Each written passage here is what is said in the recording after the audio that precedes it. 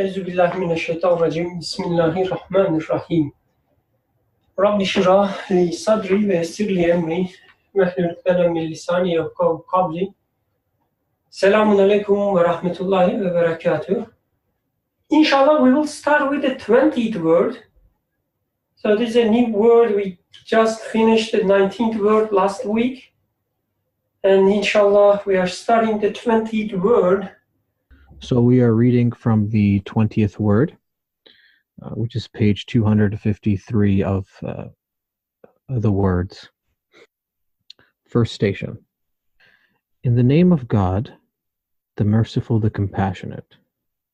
And when we told the angels, prostrate before Adam, they prostrated, except Iblis. When we told the angels, prostrate before Adam, they prostrated, except Iblis. Quran chapter 2, verse 34. God commands that you sacrifice a cow. Quran chapter 2, verse 67. And yet after all this, your hearts hardened and became like rocks, or even harder.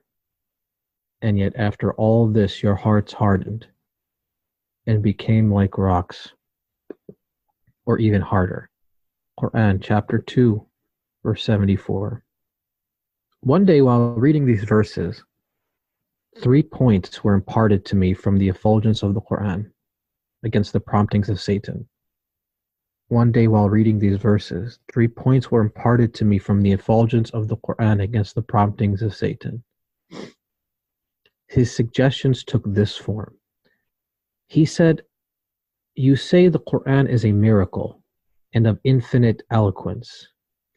You say the Quran is a miracle and of infinite eloquence, and that it is guidance for everyone at all times. So what is the meaning in its persistently repeating in historical form certain minor events like the following? How is it appropriate to mention an insignificant event like the slaughtering of a cow as though it were something significant, and even naming that important chapter, the cow? How is it appropriate to mention an insignificant event like the slaughtering of a cow as though it were something significant, and even naming that important chapter, the cow? Also, the event of prostrating before Adam, it occurred in the realm of the unseen. It occurred in the realm of the unseen and cannot be understood rationally.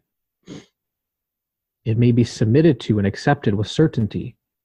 It may be submitted to and accepted with certainty only after a strong belief has been obtained. Only after a strong belief has been attained. Whereas the Quran instructs those who use their reasons.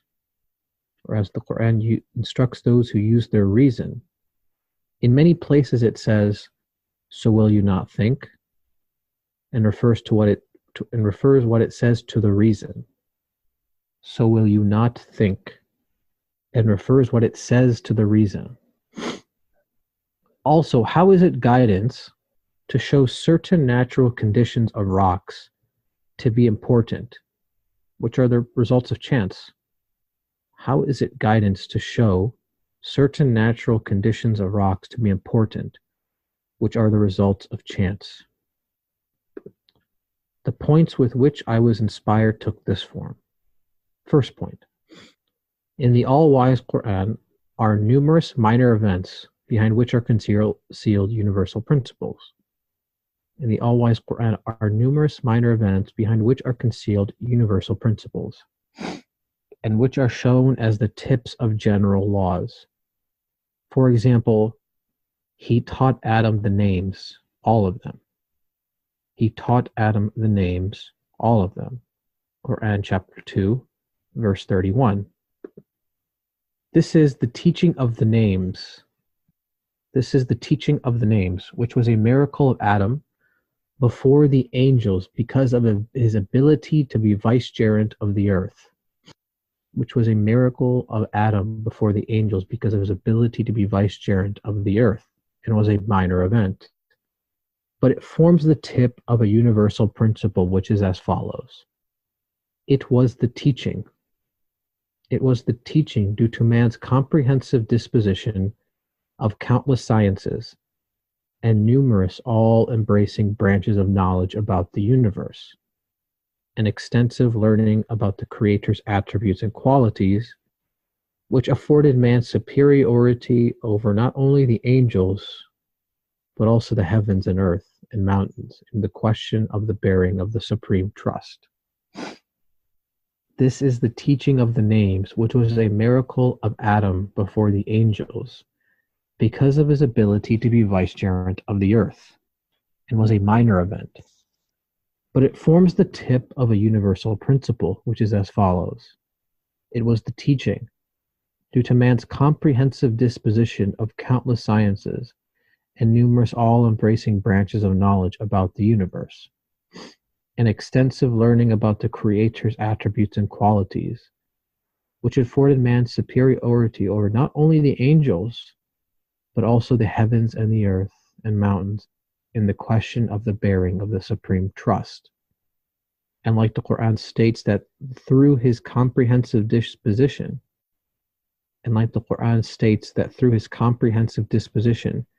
man is a spiritual vicegerent of the earth. Man is a spiritual vicegerent of the earth. So the minor event in the unseen of the angels prostrating before Adam and Satan, not prostrating, is the tip of a broad and universal observed principle.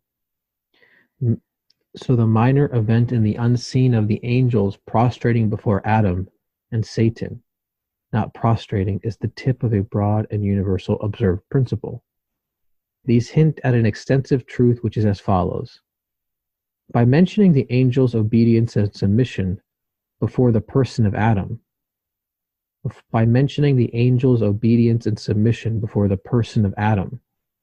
and Satan's pride and refusal, the Quran makes understood that most of the physical beings in the universe and their non-physical representatives and appointed beings are subjugated to man.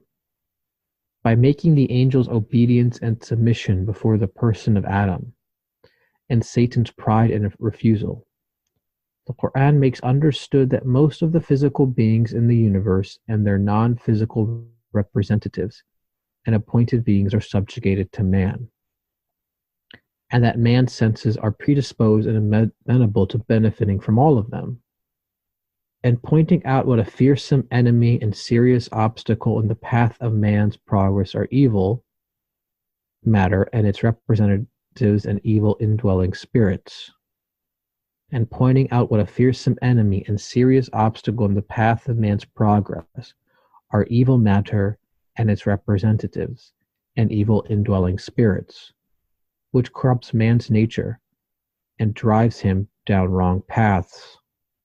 The Quran of Miraculous Exposition, while speaking of a minor matter with Adam, peace be upon him, converses in elevated fashion with the whole universe and all mankind. The Quran of Miraculous Exposition, while speaking of a minor matter with Adam, peace be upon him, converses in elevated fashion with the whole universe and all mankind.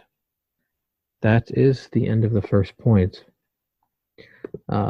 So I will kind of give a quick summary before we kind of dive into the text. But I think, broadly speaking, what the 20th word is about, or at least this first station and specifically the first point, is with regards to the question, the manner in which the Quran teaches people or instructs people. And, it references, events that we aren't necessarily witness to. And it speaks of matters that seem kind of trivial or irrelevant to the human being.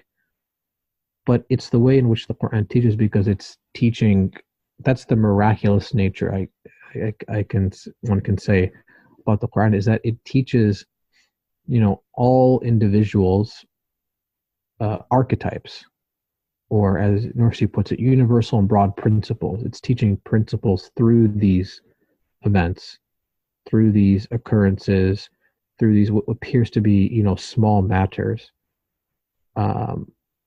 And it's through them that we can appreciate, great truths about the universe. What do things mean? Who am I? Um, what is my relationship with things? What do they mean? And one can appreciate that by looking to uh, events or occurrences that kind of highlight that that meaning. And I think that's kind of what Mercy's point is here in answering this question. So that's the general takeaway I have. I mean, he does bring in some concepts here, and I think the 20th word already builds upon, like the nature of angels and Satan and the names. What do the names mean? Or the supreme trust. But generally speaking, he's employing these occurrences as a way to teach man who is he and what's he doing and how is he made. So that's the general takeaway I have. If anybody wants to add anything before we go any further. Anyone have any thoughts or before we start?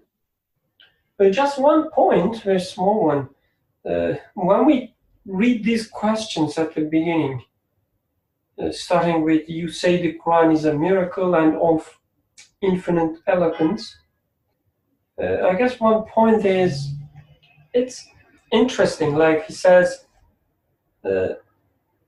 promptings of Satan, but when we read these questions, these are not that far from what take place in our minds as well.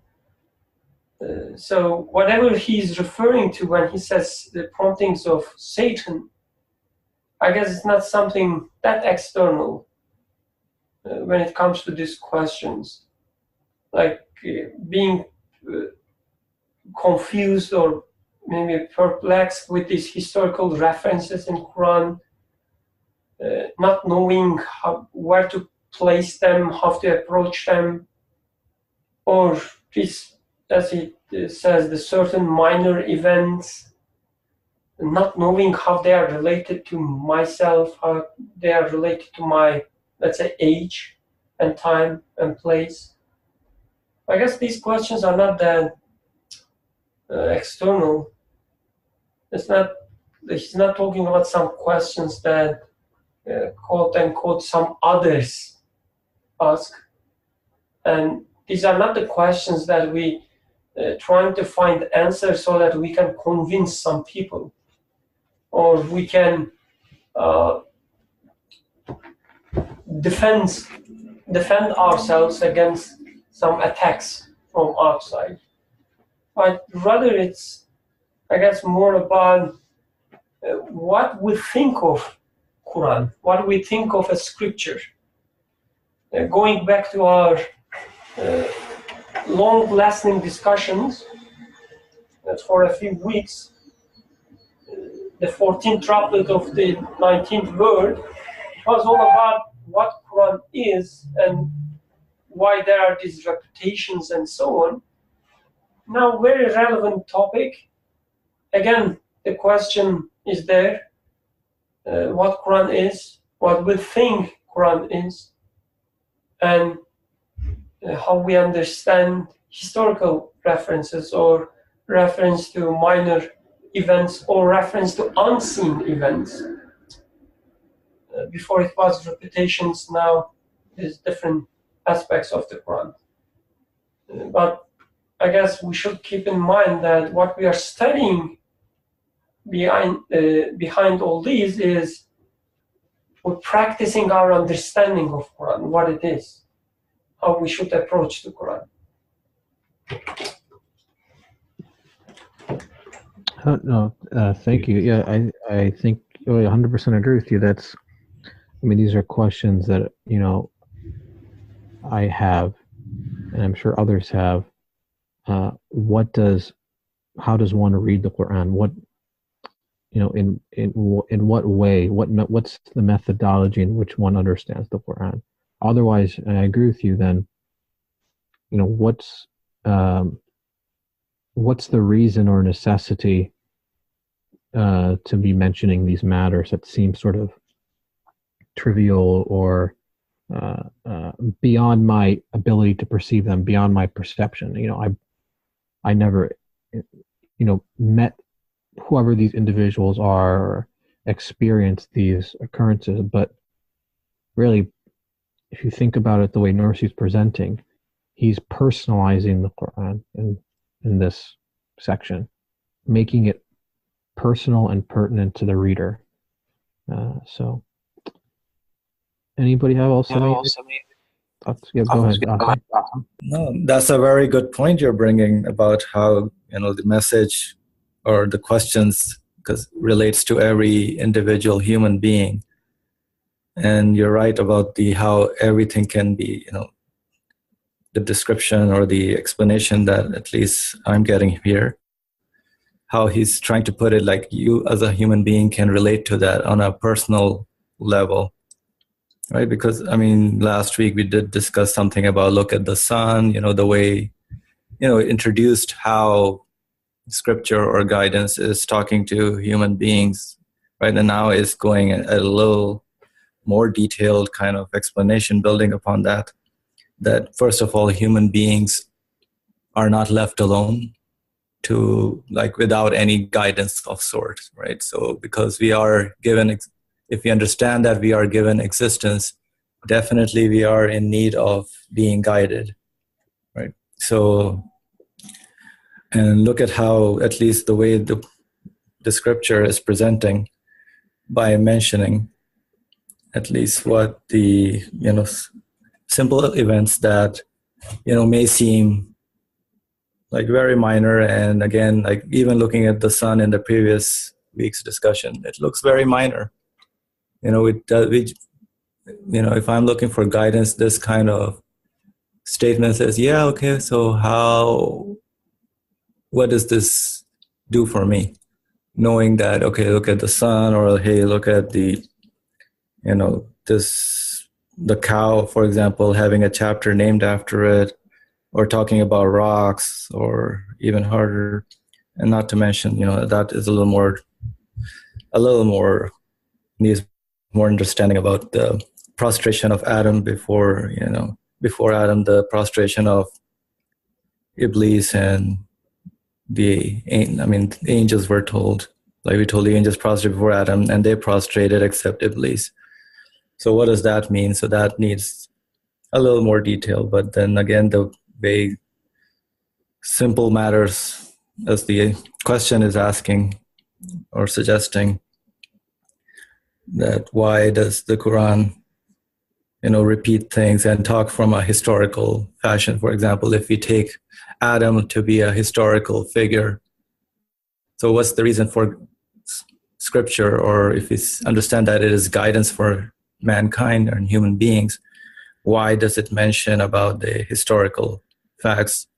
So that's at least the question is asking, and then the first point kind of brings it down, what that means. And I guess if we go by paragraph, that I think we can go more into that.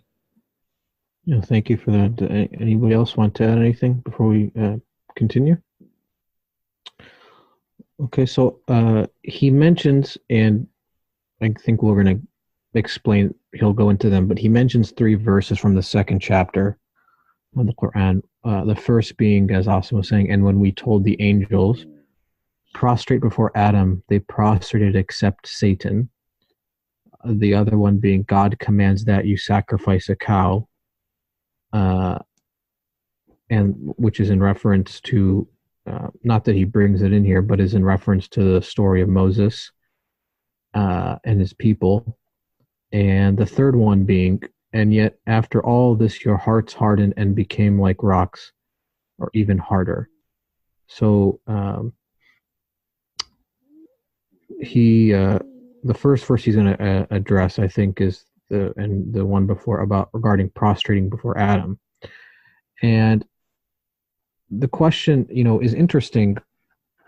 He opens it up by saying these questions are brought about by Satan, and his suggestions took this form.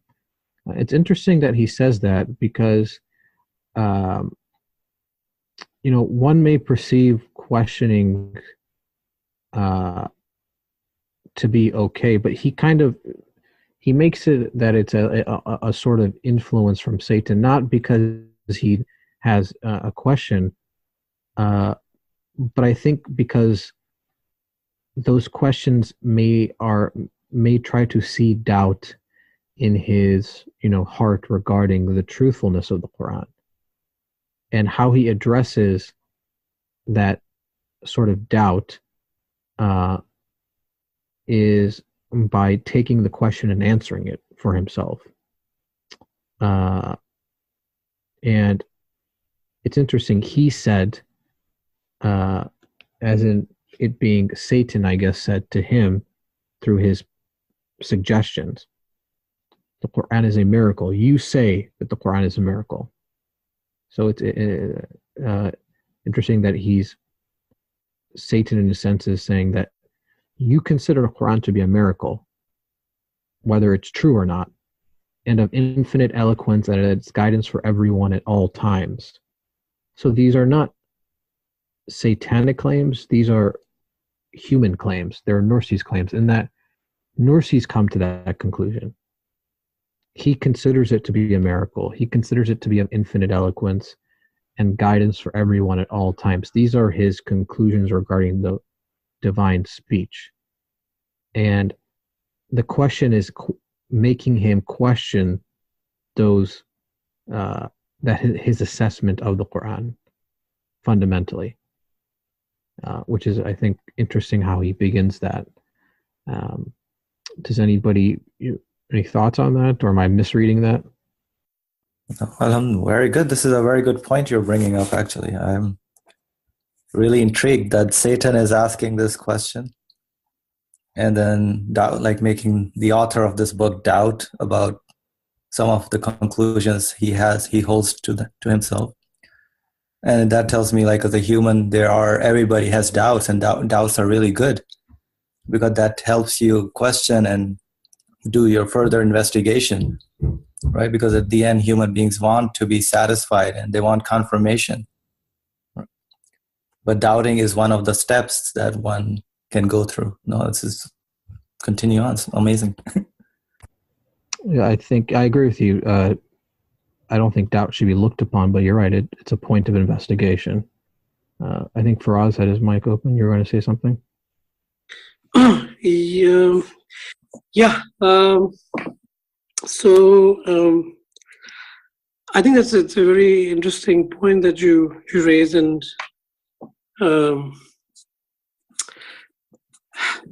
I guess after you said it, the way I'm thinking about it is, the kind of questions, it seems to me like the question that arises is about significance of what is said and whether it is significant or not. And I think like a suggestion, maybe Nursi is implying that a suggestion that questions the significance of what is said in Revelation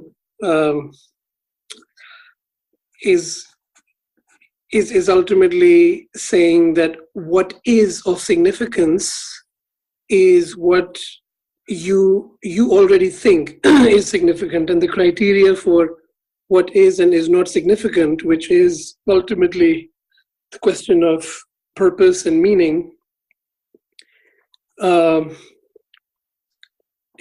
idea that what is significant is something that I know, and based on those ideas of what is significant, what is not, I can look at something and say that it is not significant according to what I think is significant, and which then blocks the way for saying that I don't know what is truly significant, and actually I'm here to find out what is the significance of things.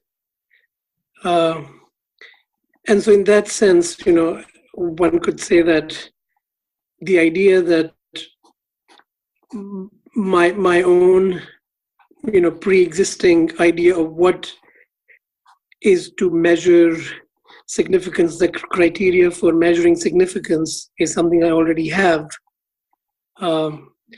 And maybe that is antithetical to maybe Nursi's idea that the reason you would come to revelation is seeking the significance of things, and the question that if it raises about something blocks that path and says there's no significance here, then that's and that's what makes it a Satan suggestion, which is to to say that you already know what is significant and there's no need for revelation. Or so I don't know if I'm making sense, but your comments made me think about it. So I think asking a question is one thing, but Shaitan's suggestion is another thing. I would just remind you about this very first story where Shaitan comes into the picture in the Quran. So in the when he is sorry to use just English. I think some of the people may not know Arabic, so English terminology preferably. Satan, I guess this was the verb. So yes. Okay. So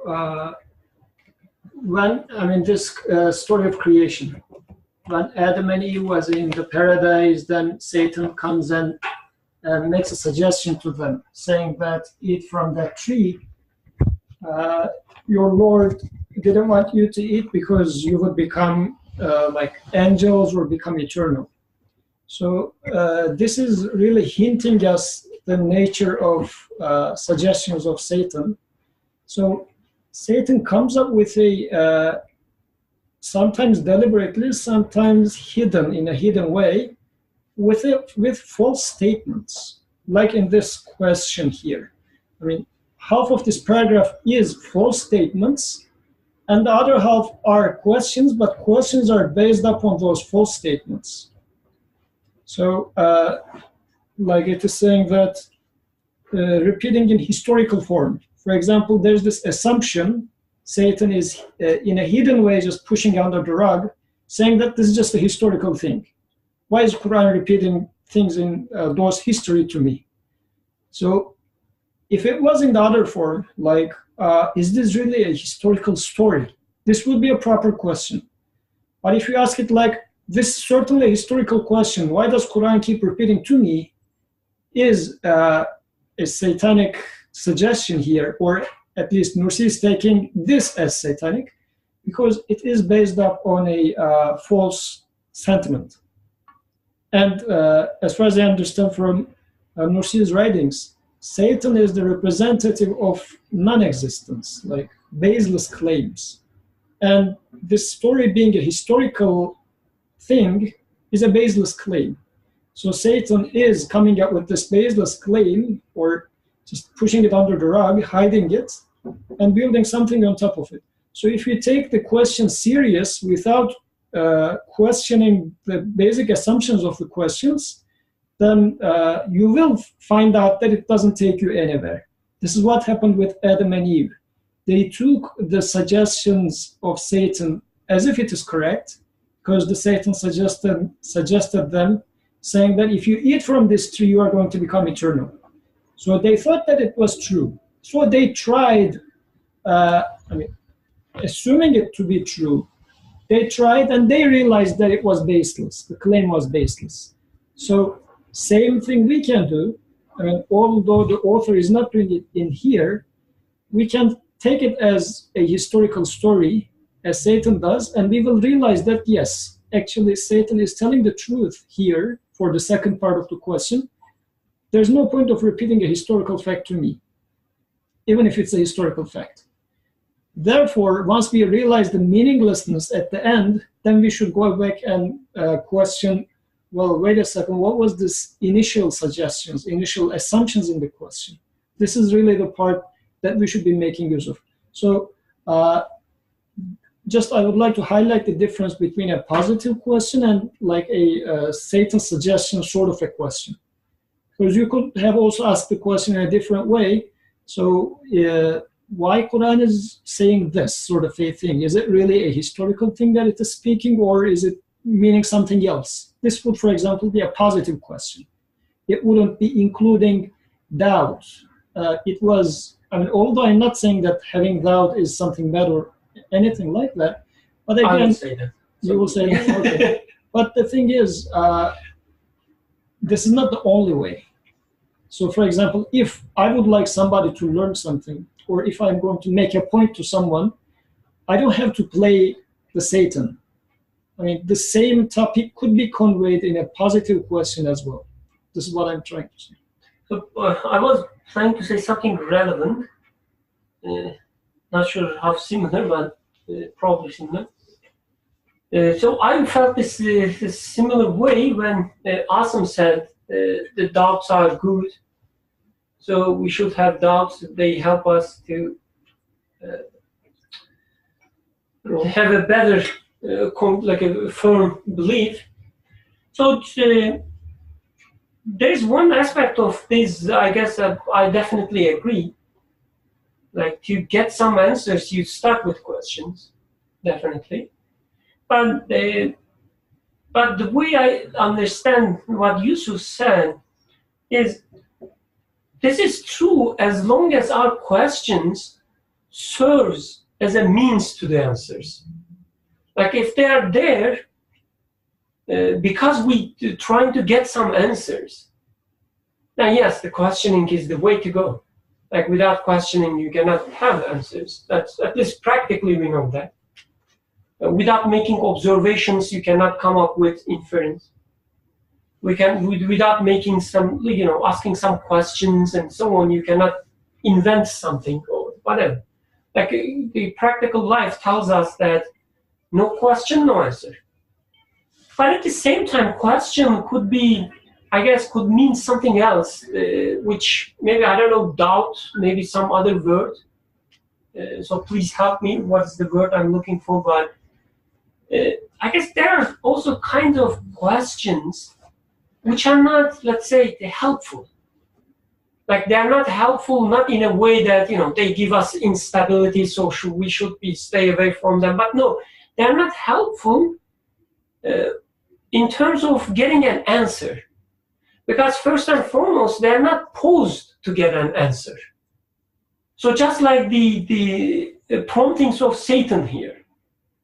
Like Satan, he's not trying to, obviously, the person that represent the Satan here, that this aspect of Nursi, who has these questions, he doesn't ask the questions to get some answers. Like he's not trying to get a better acquaintance with the Quran, for instance, or he's not trying to understand whether Quran is truthful or not. He's just trying to attack the Quran, so that's giving some claim, like but throwing some baseless claims, as Yusuf was saying. I guess this distinction is important because at least today, like we are so emerged with this idea of being open-minded, right? And the way it is usually used is that you should be so open-minded that everything can stay there, or nothing can stay there. So whatever you have a conviction for, you should let it go so that something else can replace it, something maybe better can replace it. Right? This is sometimes the way it is posed. One example, like was Yusuf, when Yusuf was talking, it just reminded me a memory. There was a food cart that I used to buy food with a friend. We've been going there with the same friend most of the time. And one day, the lady, she's selling food in the food cart, like owner of the food cart. And she's from a Muslim background. She said, the Prophet, he was so clever. Because, he established this Hajj, I don't know what's the English for that? Pilgrimage. Pilgrimage. because he established this pilgrimage, it was good for his business and also environment and so on. His, the friends, the business environment is good for business environment. So he was so clever, right? And she is also Muslim, saying that. And the friend came with me when we were returning back. He said, "You see, she's really open-minded."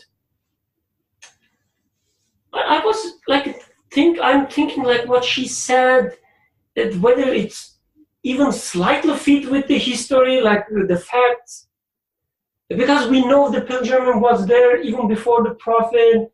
Prophet didn't live in the Mecca, which like he stayed in Medina. And he didn't even continue business. So no business, no, like he's not even living in the place, and pilgrimage was there even before him. So whatever she said was not even, related to fact. So what is the point of, being open-minded, having such doubts in this context, right? So what I'm trying to say is not that, we should be open to questions or so on, but I guess we should also be able to distinguish the purpose of question or purpose of questioning. So if doubt is there just to make us doubtful, like at least personally, I don't like it. Like I want conviction, I want confirmation. So I'm not happy when I have doubts. So whenever I have doubts, actually, I'm trying to get rid of it by finding an answer. So just saying, Azam, this is not for you.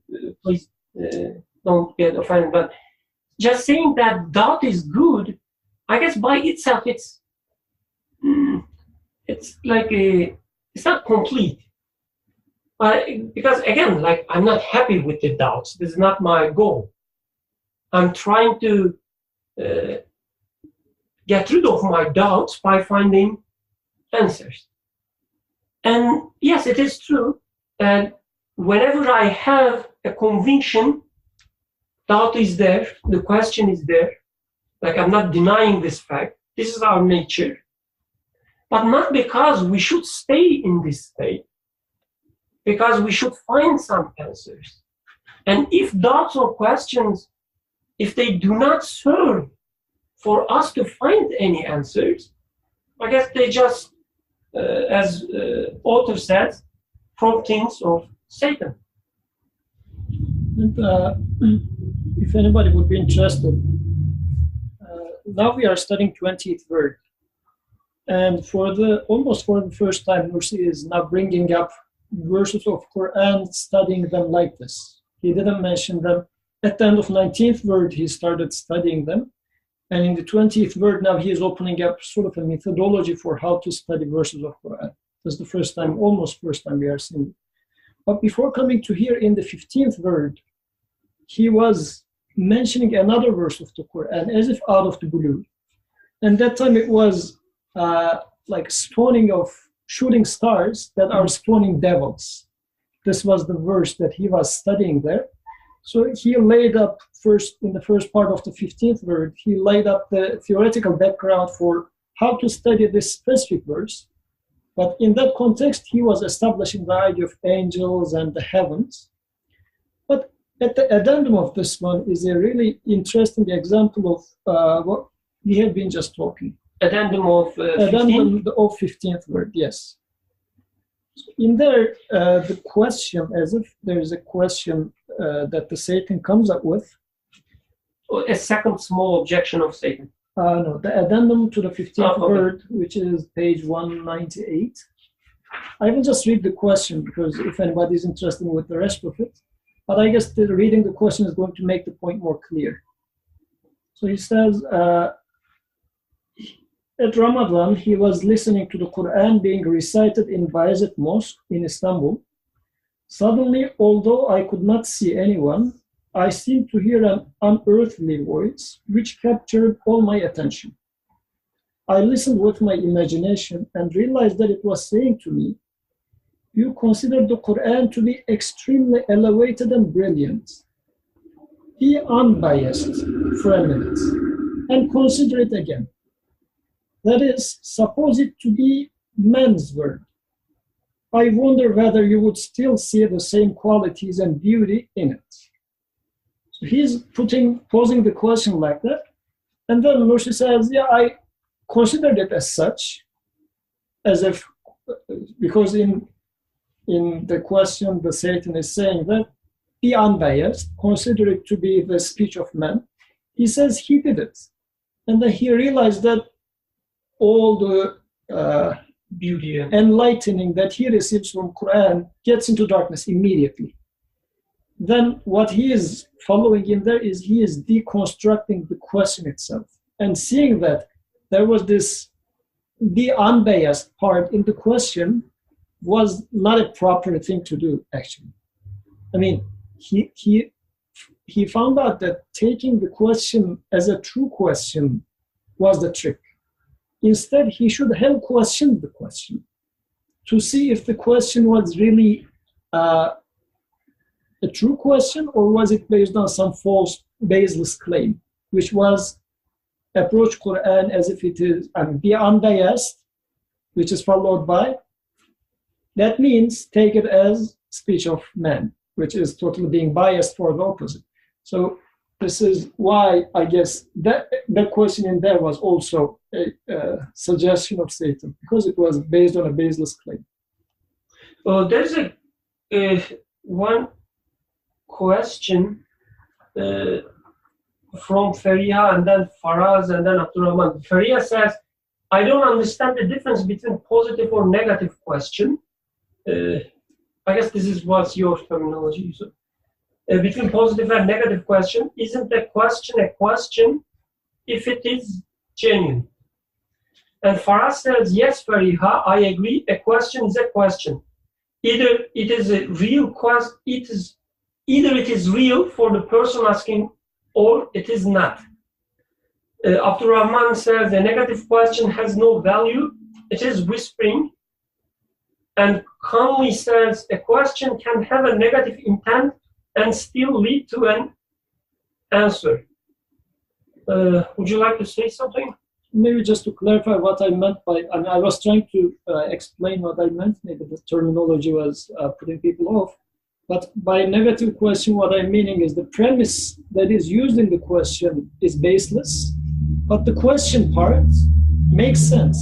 But the first part, the thing that the question is being based upon, is a baseless claim. So if you do not question the structure of the question, but just go with the question, then it's not taking you to the answer. So the point is to first question the structure of the question. On the other hand, if a question is based on some not baseless but solid background, such as this is what I would take from Faraz's comment. If it is really your question coming from your needs, whatever, I mean, if you are truly feeling something, for example, and you take it to be solid, I mean, you say that this is my truth, I mean, there's nothing beyond this, this is what I know to be truth, then yes, you can build something on top of it. So I guess this positive, negative, this is what I meant out of that. Faraz, would you like to say something? I muted you because there was a background noise. But if you want to say something, please go ahead. Yes, sorry. So, yeah, I think we can realize that whether a question is good or bad or positive or negative, of course, will come at the end of, looking at the answer. So in this case, we are, because we know what's coming, we are already saying, but if we just assume we don't know what's coming, every question is taken as a question. Sometimes the answer to that question is what Yusuf is saying, is to expose the false assumptions in the question. And that is the answer.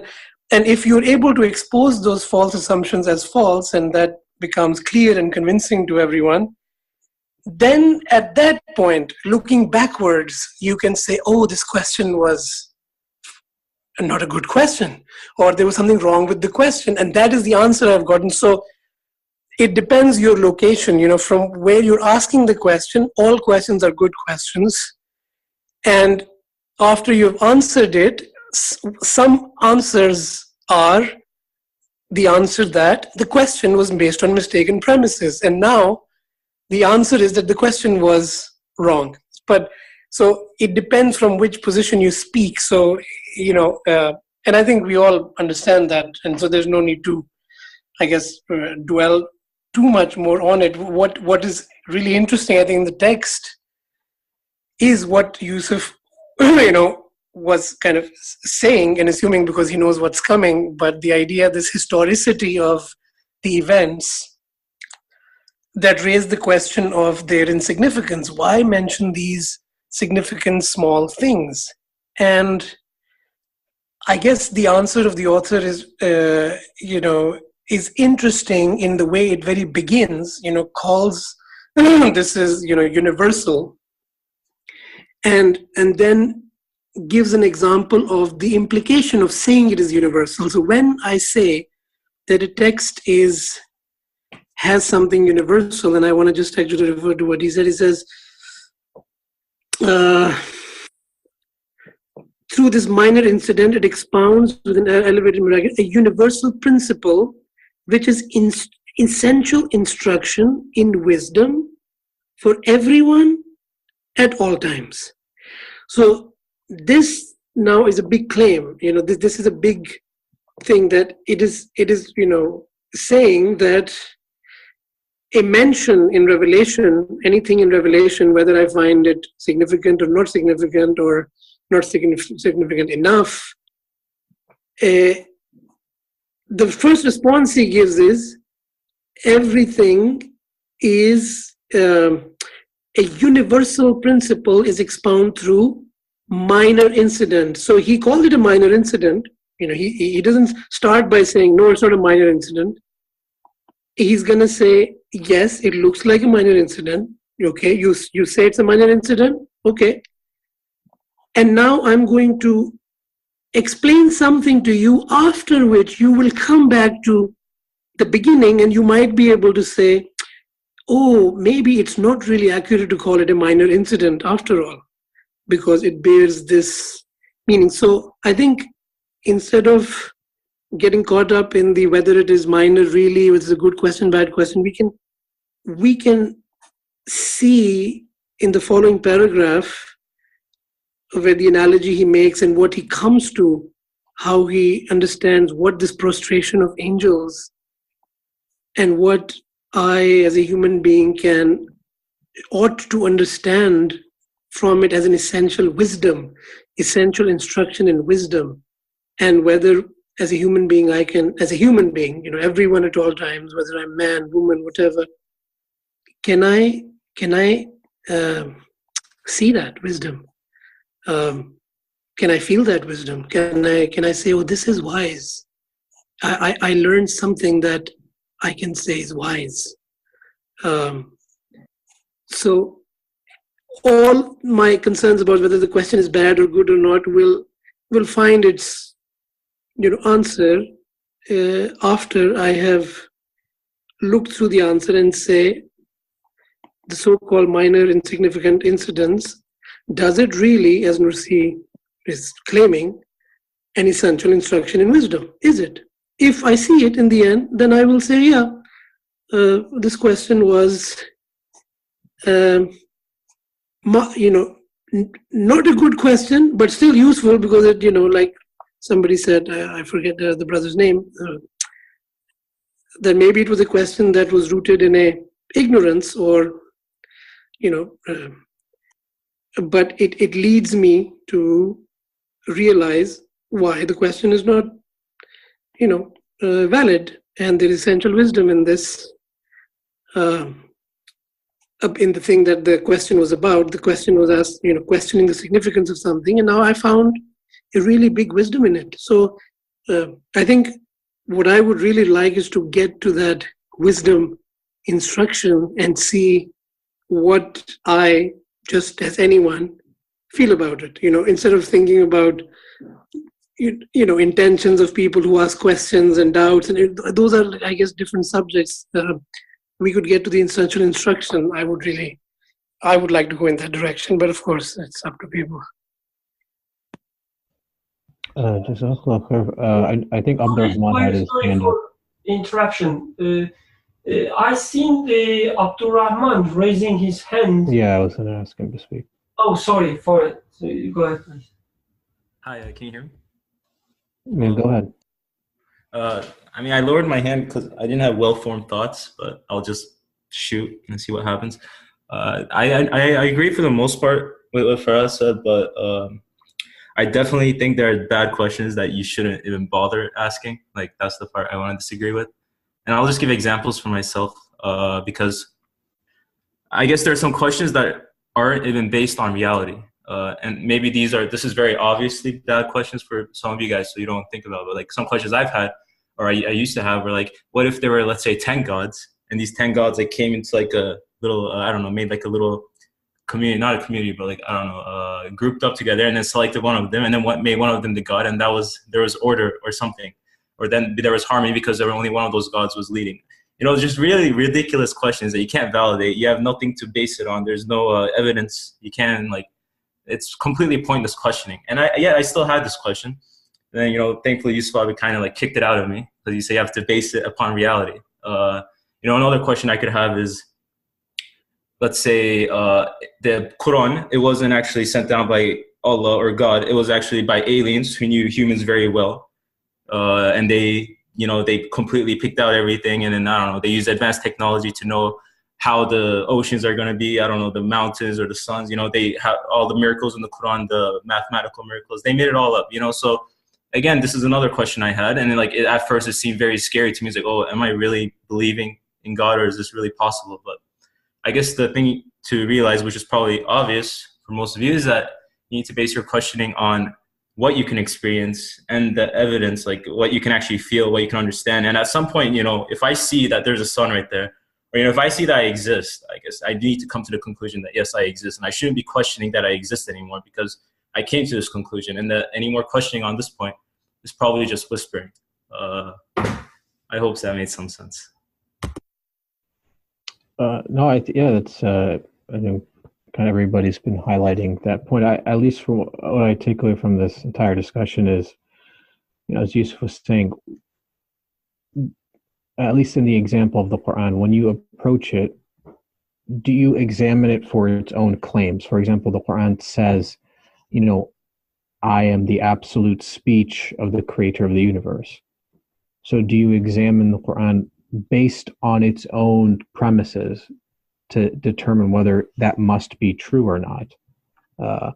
Whereas this question that Satan is asking Nursi specifically is, he's already presupposing something that is arbitrary.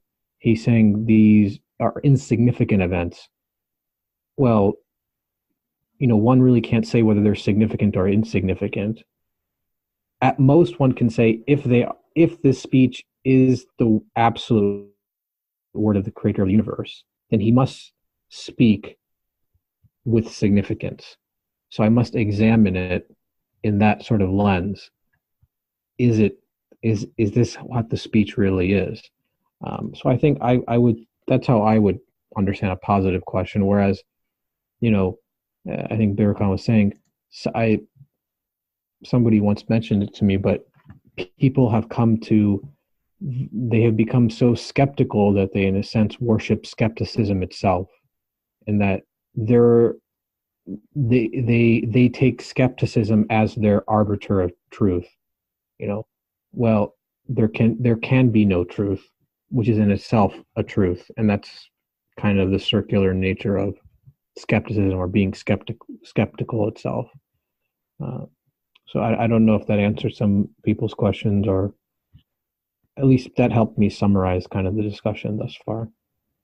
Oh, Suhail, actually, what you just said, it's exactly what I was trying to say. Yes, but personally, I don't have any issue with the questioning or the questions or doubts even. But I also like I see sometimes in myself as well, that the value doesn't come from the question. At least this is what I think. Like the value is not the virtue is not in the question, it's in the answer we're trying to get. Like having in a doubtful state doesn't give me a value.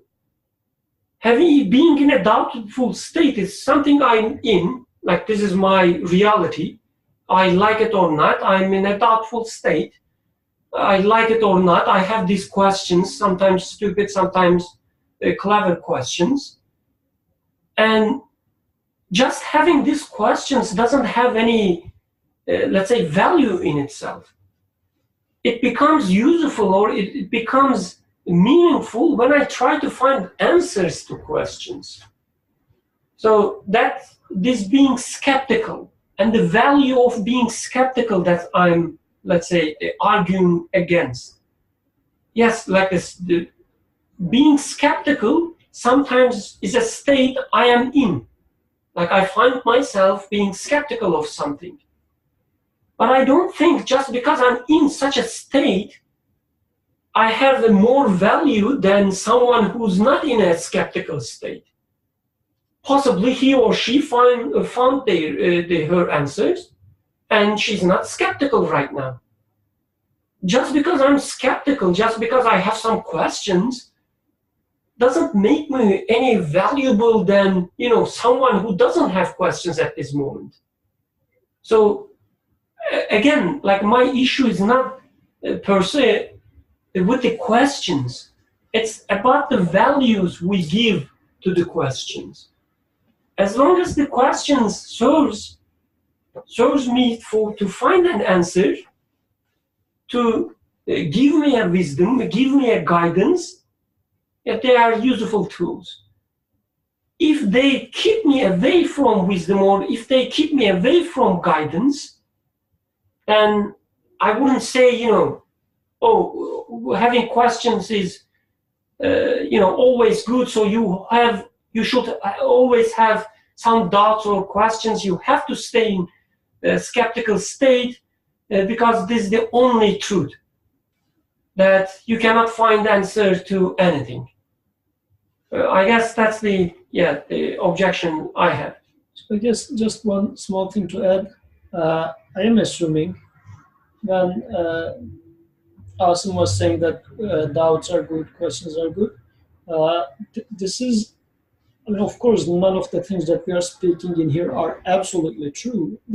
All of them are true within a certain context, and especially if we are coming from a Muslim background or a Sunday school dose of religiosity, let's say, their questioning is not encouraged. Forget about that, it is discouraged to the extent that people might tend to stone you. So in this sense, asking questions are part of human nature, or it is something, part of the education process. So it is good in this sense, but questioning just for the sake of questioning, or even skepticism just for the sake of skepticism, which is nowadays the case in this philosophy and academic circles, this is what I guess you are in here challenging or being disturbed by.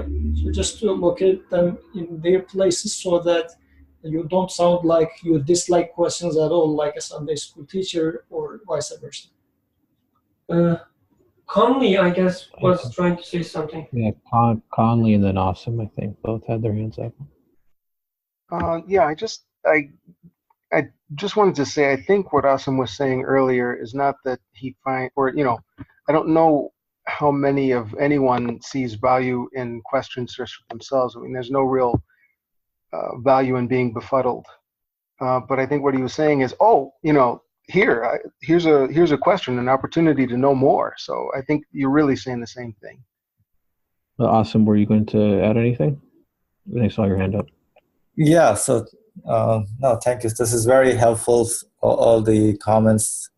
And I really appreciate Abdur Rahman sharing his personal questions that he had. And I'm sure nobody, I would feel, is really comfortable with skepticism or, having those doubts. At least it doesn't work for me.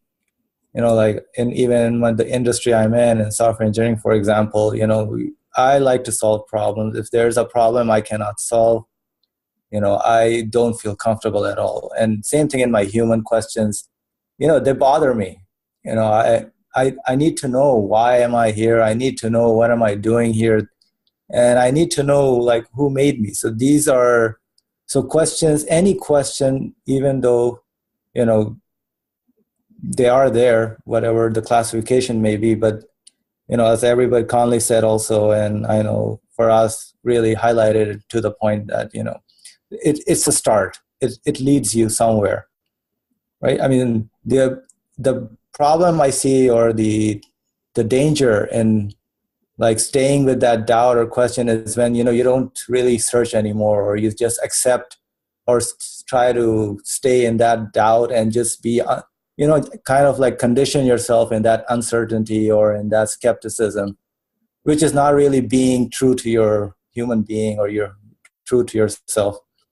So that's what I want to share. Like, it doesn't feel good. You have to make progress, go forward, and try to resolve that question that you have. Look for an answer. Just don't accept it and sit there and just take the word. Okay, even if it's a satanic word or something, no, verify it. Look for it. Like, what does it mean? Take action on it. Very quickly, think of any question like an illness. And whatever you will say about illness is good or bad, whether it is good to choose, it is not. But when you get ill, should I think of it as something really bad? Should I start pretending I'm not ill? Or should I try to treat it? And when I am finally able to treat it, should I look back and say it was still very horrible? Or should I say, well, this dialectic between the illness and the health reveals something really wonderful, so that in the end I can come to include in my assessment of what is good illness as well. Everything was perfect, I can in the end say. So, you can think of a question like a kind of a small illness that strikes the mind. And whatever we say about that would also be said about the question. It's a great discussion. I don't think I've ever had a discussion this deep on questions themselves. So thank you all, and thank God for that. I'm not really sure if I have anything else to add, at least to the first part. If anybody wants to continue to the first point, I think we kind of discussed a lot of the question itself, or kind of, as Yusuf was saying, alluding to the premises, or what are the premises upon which that question is based. So I don't know if anybody else wants to add anything to that paragraph where it begins with he said, you say the Quran is a miracle. The only thing I'll add is that in the end he says, whereas the Quran instructs those who use their reason, in many places it says, so will you not reason? And refers what it says to the reason. I kind of find that interesting, in that he's using a satanic way to use the Quran to disprove itself, or, generally speaking, to find something that you think is inconsistent within itself to disprove it. So he said, in a sense, he's saying, how are the mentioning of these things reasonable, and yet it claims, or it asks you to use reason? So what is reasonable about mentioning those things to begin with? And I think, as Yusuf was saying, it's he's just jumbling up everything, mentioning insignificance, reason, as if to sort of confound Nursi with sort of the malintent of leading him away from truth. And I think that's kind of what, at least what I think from Asim's last statement is, and Durkhan, are and for us too, are questions leading us anywhere? Are they leading us to ascertainment of the truth? If not, then it's really kind of has no utility. They're pointless. And in a sense here, the satanic question is just leading us in circles. Anyone have any other comments about this question? No? Okay. So I just wanted to say about this wisdom and also the truth. They should lead us to truth. We can say that as long as we are, for me, like I need to be careful.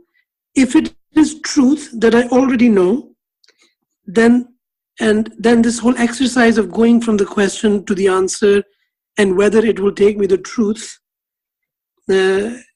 obviously will be pointless, because if I already know the truth, then the question and leading to the truth, it's just kind of superfluous. So maybe one could say that the question should lead me somewhere, which is that it should lead me to an answer. And so we have to say, what is an answer? What do I mean by an answer? So answer, again, there's no, I don't have, but it seems like something that will satisfy the heart. In other way, the need that has emerged because of the question, it seems, which is the need to answer it. Something has emerged, some need has emerged, a hole has emerged, big or small, and some disturbance of the heart, however you call it, and as what returns that heart to that state of,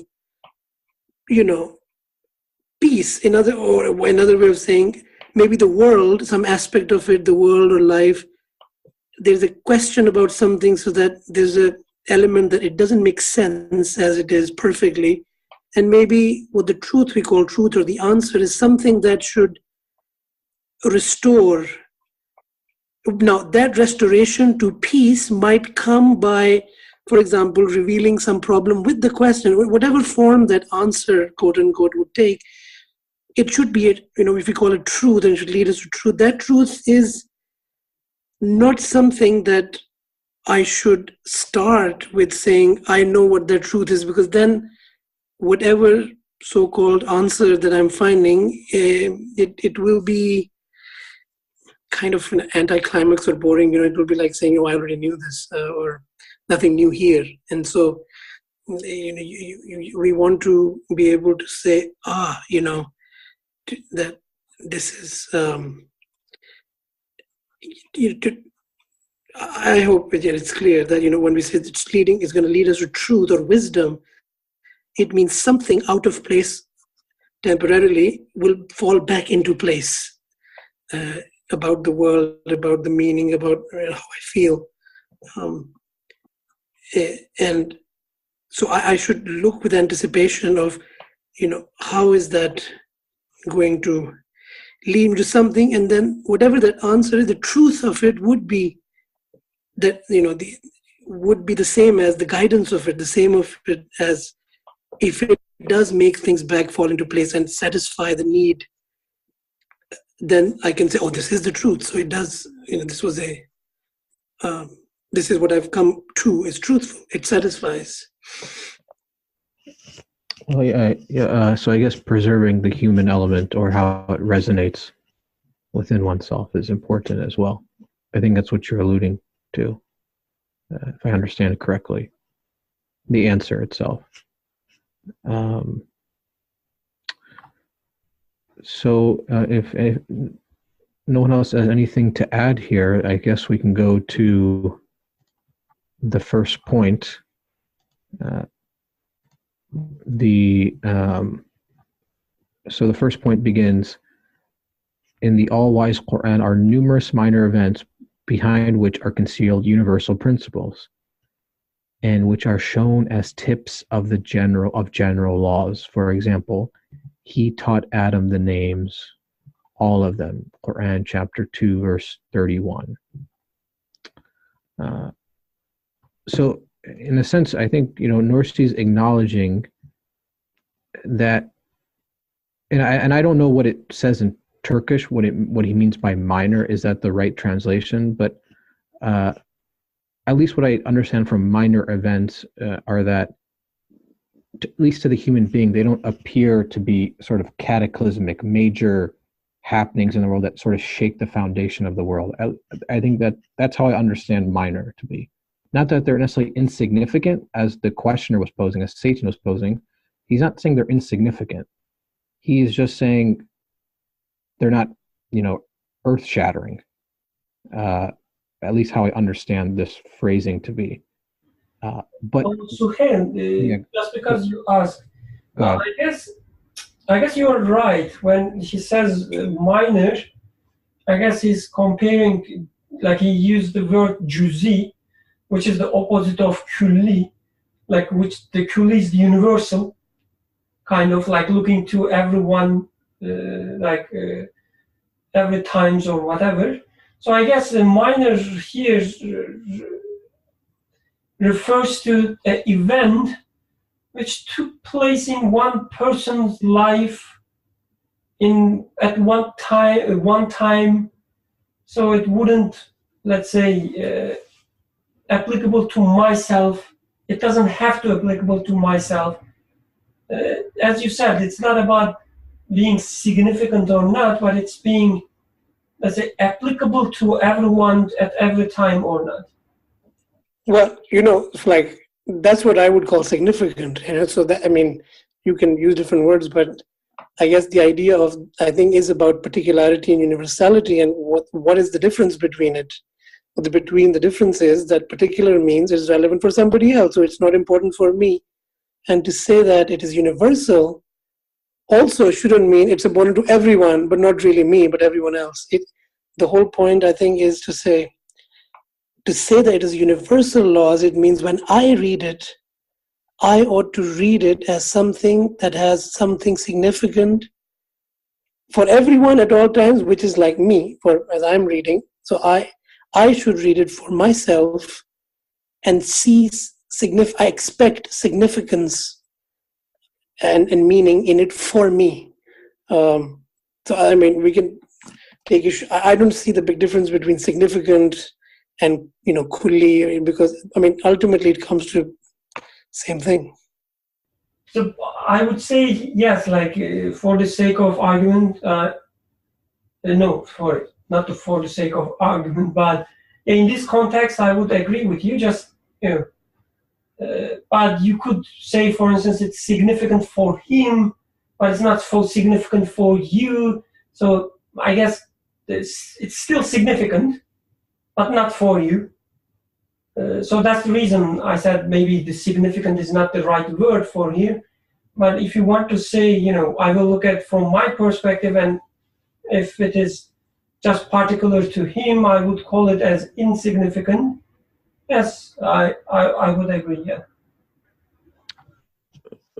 So thank you for that. It's, well, I think, beyond that, the broader point is, Faraz was saying, is finding universality within particularity, even if it's not significant, relevant to me in its particular. For example, I at least one example I thought of right now was everyone is concerned with climate change, global warming, but the weather here and the weather in Philadelphia or Chicago may be unique, but we're all concerned about the same sort of universality of the climate and how it's changing. And I think in the same way here, do we find any sort of common ground within a particularity? Do we find essential principles that we can examine and understand and reflect upon? And in a sense, do they look to more general principles regarding the universe and to man and who he is and what are his questions and regarding existence, and are these answers, if they are universal, they must be answers to human questions, and are they, which Nursi is pointing out. So that's kind of how I understand sort of universality within particularity. If anybody has any other thoughts on that. Okay. So and I don't know if he is making a distinction, the tips of general laws. I don't know if he's making a distinction. Maybe somebody has thoughts. is there a distinction between universal principles and general laws, or are they the same thing? Because he often uses that phrase, the tips of general laws. Yeah, I'm not clear on that. So the universal principles are the tips of general laws. Is that what he means? Yeah, I mean, the only thing I can understand from that is they are the general laws being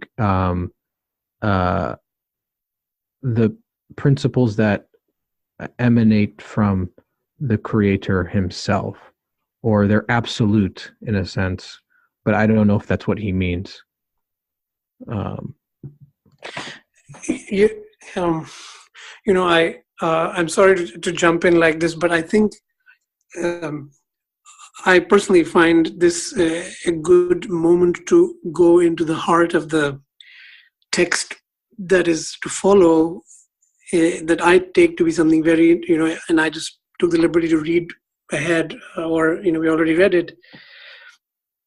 What Nursi comes to, and what is interesting to me, like when we'll come, I'm sorry for jumping the gun, but he comes to saying that what universal, for example, law, what you're asking about, an instance or example of that he gives in this text is the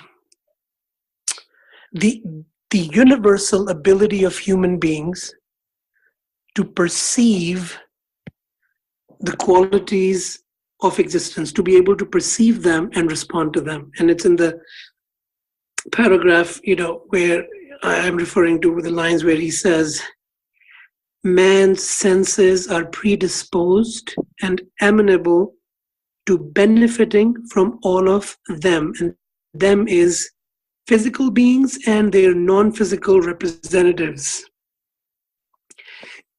So this verse, in other words, that we read about angels prostrating, or Madam being taught the names, or he says, referring to the angel prostration, that this refers to the universal principle that all human beings are able to see, for example, something beautiful and recognize it as beautiful. This occurrence, this fact, this experience is universal to all human beings. Universally, human beings, as we can see, regardless of their race, color, gender, time at which they lived, geographical location, ethnicity, so on, if we see human beings able to see beauty, a beautiful thing, and recognize it. Oh, it's beautiful. How is that possible? What explains this universal occurrence? The ability that I see something physical or its non-physical representative. I see something and I say, oh, this is where it should be. For example, a table in its, or something in its place. And I'm able to say, oh, it is orderly. I can see order and I appreciate it. How? Why? What explains this quote unquote reality? What meaning does it have? What explanation do I have for this, that things in the world are amenable physically? For example, I can walk on the earth and it doesn't fall down. It's stable, it's straight. Or I can breathe air and the air goes in my lungs and expands them. How? Why? How does this happen? How is air subjugated to the needs, to my needs? How are, physical and non-physical? And so that's very interesting as an illustration of a universal principle that Nursi is pointing, that lies beneath angels prostrating to man, is to be understood as the universally true experience of human beings in being able to see something beautiful. I'm using the name of beauty. We can, and to say it is beautiful. This possibility, this occurrence, this universal occurrence is the result of, is an illustration of, is a meaning of the saying that angels prostrate to Adam. So just to your question about this universal, I feel like I wanted to jump to this very, very interesting, universally, witnessed reality that he's going, in the text to point out, and that is just a remarkable thought. It's a remarkable thought because I take it entirely for granted that I all the time see something beautiful and I'm able to say it's beautiful. And what is this? What is this reality? I don't know. And those who have studied, philosophy know that philosophers came up with all kinds of incredible theories in trying to explain how is it that you know something to be what it is, how its qualities. Some said your brain fires out these things. Some said these things are out there and they come into your brain, or these are reminders, Plato's cave and so on. So this is something worth finding an explanation for my reality. And this Nursi is saying this actually is the wisdom or the guide, or this is the universal law, which is pointed to by this tip, whatever. So I'm sorry I jumped the gun, but I find it, example of, as you were talking about, what is universal. And I find this to be, for example, a universal law pointed out here by this. Thank you for that. I saw Conley's hand up if you wanted to speak. That's all right. I got a little hazy in my thoughts. Thanks, though. Well, if it comes back to you, you can definitely ask the question. At least what I take from you, Faraz, and thinking about it more, in that at least in this example, the verse he uses, he taught Adam the names, all of them, and then at least a universal principle to me would be it underscores, it underlines things you take for granted, but we everyday experience. As you said, I can appreciate beauty. I can first recognize beauty, appreciate it, and love it, and say and call it for what it is, as it's beautiful. That would be, in a sense, a universal principle in that taught all the names, and so that's something I don't really, think about. But at least what I take from a general law is that do I stop there? Is it simply just in reference to something beautiful? For example, let's say I look at a beautiful landscape, and yes, I can appreciate beauty and I can call it for what it is, but in a sense, am I neglecting the important part of that verse, which is he taught, in that it's in reference to a general law, which is he taught. That's, in a sense, the general law.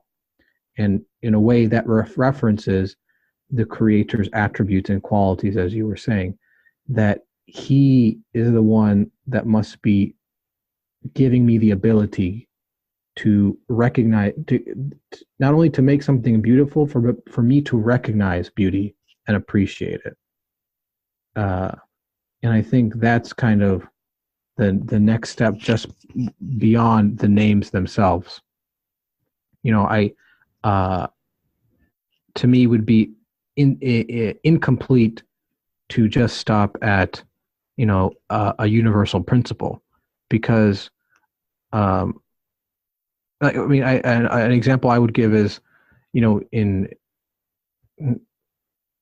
physics, they have this, they're all looking for this theory of everything as a universal sort of guiding principle that organizes the universe. It explains how the entire universe works.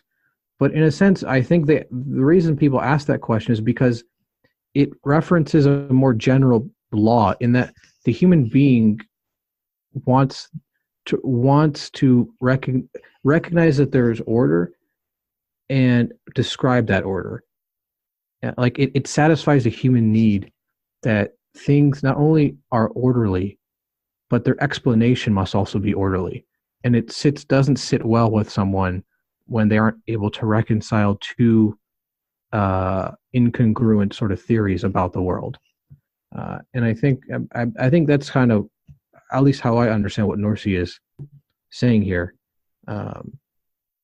If anybody else has thoughts on this.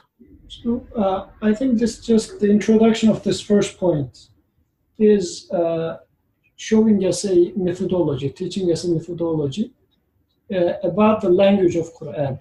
So saying that when Quran talks about a matter, it's a general matter. So for example, in a chemistry class, if the professor takes 1 cup of water and starts talking about properties of water, and if one of the students tells us that, why are you talking about this one specific cup of water? I mean, there are all other different types of water out there.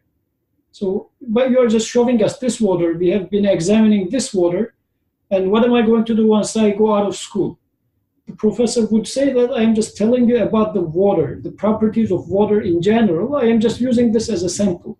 So don't take it as I am talking about this cup of water. This is just a sample of a universal truth out there. So when reading Quran, so the author is now saying that whenever Quran speaks like this, professor using whatever metaphor or thing that happened or happens, might happen, whatever, just as a sample of a general concept. So don't take it as one person's once upon a time something happened and this is a historical event. If you take it as such, then that means it was his business, it happened and it passed away. I mean, what am I going to do with that now? It was just 1 cup of water that they examined at some point of time in a classroom, but time has changed, water has changed, as if. So this is why Quran speaks in a way that it puts it into some sort of if you like, flesh and bones of a story. But this doesn't mean that you are going to study the flesh and bones of it. You are going to find the spirit of it, metaphorically speaking. But there needs to be some sort of a surrounding factor around this truth. So this is why it becomes a universal truth. H2O is the water, but you will have to study it through 1 cup of water at any point. If you do it in Philadelphia or in Chicago, you will have to pick 1 cup of water anyways. But once you are studying 1 cup of water, you are studying waterness in general. So this is why I guess in Quran, I should be approaching Quran as such. This is what it is saying. This text is using such a perspective. I guess this is what author is attracting our attention to in here. On top of this, Suhail also touched upon a little, but beside the word general, he also says laws. Or beside universal, he also says principle. I guess this is also important because just in science, for instance, we talk about laws, and what we mean when we talk about laws is that we observe a pattern and order. We observe these particular events, instances, and we see order between them. And after we see this order or pattern between them, we call them as laws. Also, if they follow some robust properties, whatever. But the first step is to seeing the pattern between them. Without seeing a pattern and order, you cannot talk about laws. So I guess going back to what you were saying, taking this text as a methodology to approach the Quran, so then I should be looking for some patterns between these instances that being told in Quran and my own life or my friend's life. All these instances. So Adam's life is one instance, Yusuf's life is another instance, and Maryam's life is another instance. So I should be able to look at all these lives and see some patterns between them, and then extract, infer this law of myself. So when he says general laws, I shouldn't take it as, oh, there's such a general law, so I have to, follow it or believe it. But this is not how it works in practice. In practice, you start with instances and see some patterns between them, and then conclude with the law. You see one bird is taken care of. You see another dog is taken care of.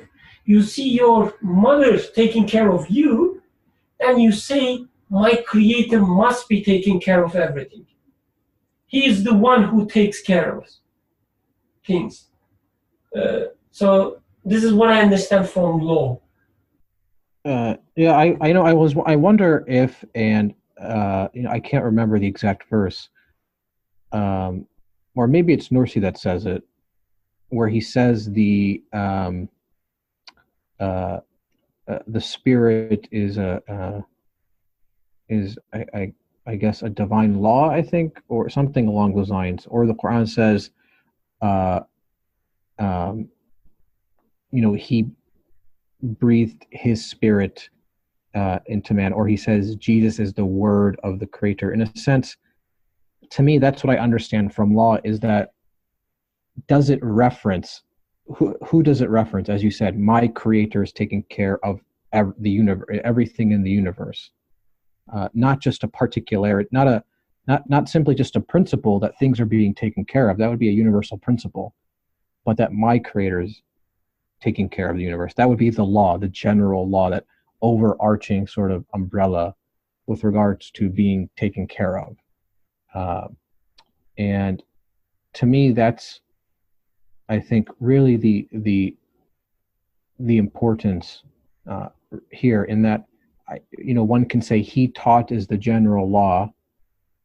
Adam, the names, is like a universal principle, and all of them is a sort of particularity.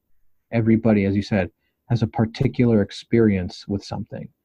Each of us experience something differently, but in a sense, we're all still employing the same sort of tools that we're given to recognize something. We all, comprehend, let's say, beauty, but our experience with it may be different.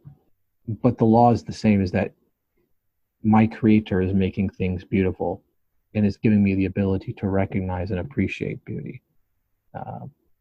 So that's, how I understand it. Would anybody else like to add anything here? Okay. So to continue, which we kind of talked about, this is the teaching of on the page 254. This is the teaching of the names, which was a miracle of Adam before the angels because of the ability to be vicegerent of the earth, and was a minor event. So I guess, as we talked about, it's particular to Adam, but being vicegerent upon the earth is a sort of universal principle. And as he says, it forms the tip of a universal principle, which is as follows. It was the teaching. That's, in a sense, the universal principle. Being taught, or being given the ability, in a sense, to comprehend or understand, is the universal principle.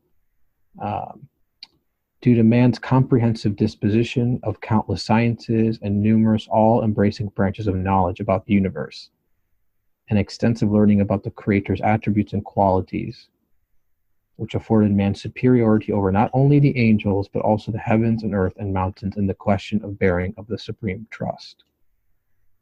So, I mean, not to necessarily get into the significance of angels and why this makes man superior over angels, or what the supreme trust is, but speaking with regards to the first half, the principle is that teaching is taking place, or sort of not only the being given the ability to comprehend or understand, but that one is being taught. And how I know that is because I'm able to explore and investigate not only the universe but myself, and examine my human qualities, or examine the qualities out there. I can a PhD student can write a dissertation about just one subject, and not only one subject, but a particularity within one subject. And this is, in a sense, man's ability. He's so comprehensive that he can encompass all these seemingly disparate, they're variable branches of knowledge about the universe. I have the capacity, not that I may be good at it, but I can study science or sort of history or literature or have this sort of conversation with you all. I guess that's the comprehensiveness of man, because being taught is a sort of universal principle, and comprehensiveness encompasses is a part of universality. Anybody like to add anything?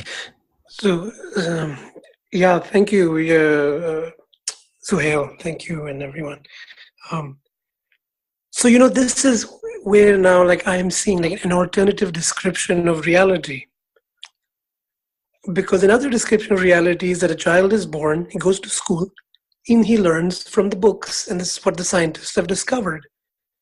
And he learns from other people. He's taught how the world works by studying what other people have found through their efforts and so on. And so this is one description of reality where humans are the source of this knowledge about the world, about what is what and how things work, what is of benefit to us, what is of harm to us. This is a long sort of history of human endeavor of increasing knowledge. This is one description. And the description here in the end, so, one has to kind of notice that this is an alternative description of that reality. It is saying every act of knowing and comprehending and discovering and understanding can be seen as a remanifestation or continuing manifestation of the reality of being taught.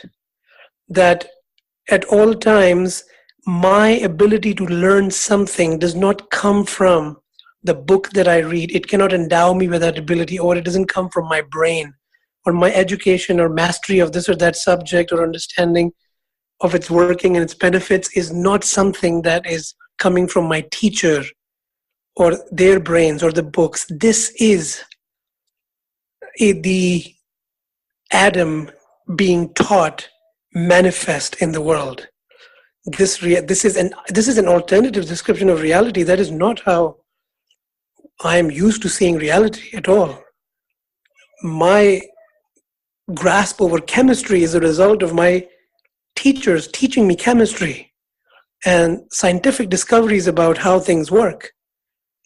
They are not, to me, manifestations of the truth that the capacity to know these things is something being given, and it is manifesting the truth of us being taught by the Creator and the universe created in a way that is amenable to that such understanding and knowledge for a creature like me.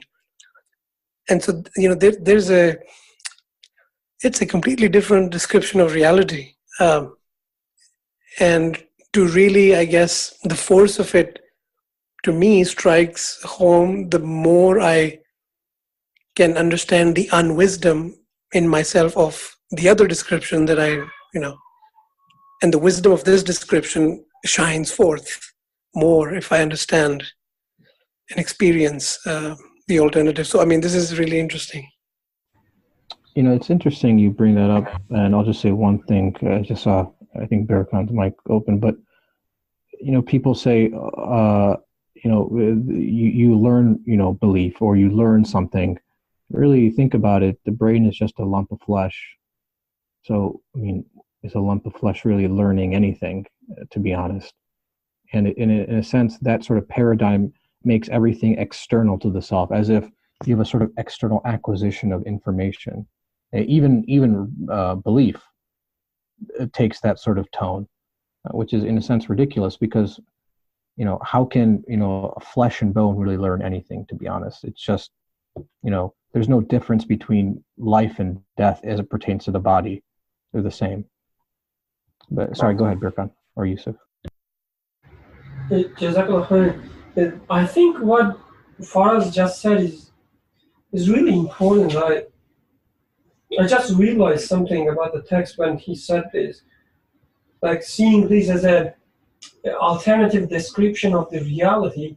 Then I asked question like what kind of alternative, what kind of description of the reality. And text goes as, it was the teaching due to man's comprehensive disposition of countless sciences and numerous all-embracing branches of knowledge about the universe, extensive learning about the Creator's attributes and qualities. So once I take it seriously, once I take it as, see it as a universal law that Adam's being taught, and when I apply to myself that I am also being taught, then I start questioning my abilities to be, to learn, to be taught. Because as far as was saying, like when I just follow what is in front of me, I go to school, I learn something from my chemistry professor. I go to house, I learn something from my mother. And that's it. I'm limited with my chemistry professor, my mother, and my friends.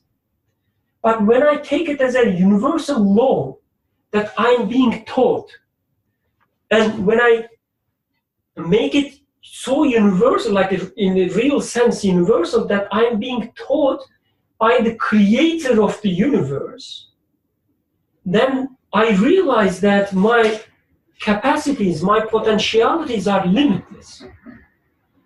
And then when I look back to practical life, and I see that I cannot even count the different departments, name of the departments in a just single university.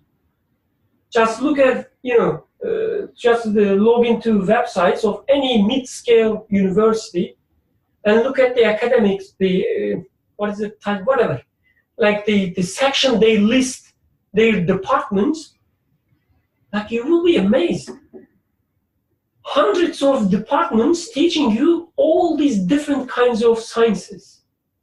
When you look from such a universal perspective, you see your potential to learn, as Nursi is saying, numerous, all-embracing branches of knowledge. There's no end.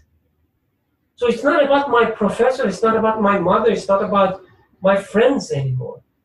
It's about your potentialities, which are endless, limitless. This is the alternative reality, which is so beautiful, which is so satisfactory, as opposed to the other alternative of the alternative description of the reality that you are bonded with your chemistry professor. Thank you for that. Conley, I think you're mic open. Go ahead. Yeah, I was just going to say that was pretty mind-blowing what Faraz had to say, because, I've wrestled for years with the question, after wrestling with the question, does God exist? I realized the real question I should be asking is, what is God, right? And ever since I was 13, I came to the conclusion, or I've had this definition, and it's only grown, not changed, that God is whatever makes 2 + 2 = 4. And so the idea that learning something in the academic way is in fact God teaching you, it's, when we think of God, we often have a very simplistic concept that we have to grab onto because we're human and we're limited, and we can't hold infinity in our minds. But when you think about it, if learning from the truth itself directly can be equated or called as though you were learning from God himself, I think that's a wild and very expansive thought. I just thought it was really interesting. That's a deep insight. I think Nursi often references that the universe is, in a sense, a classroom, and he brings prophecy into that the prophet is a sort of teacher with the Quran as the book to be taught from, and as you said, being the universe as a sort of word of God in which I'm being taught by Him through the universe is, it's, as you said, for us, it's a radical way of looking at not only knowledge, but as the universe itself. سبحانك لا علم لنا إلا ما علمتنا إنك أنت العليم الحكيم وآخر دعواهم أن الحمد لله رب العالمين الفاتح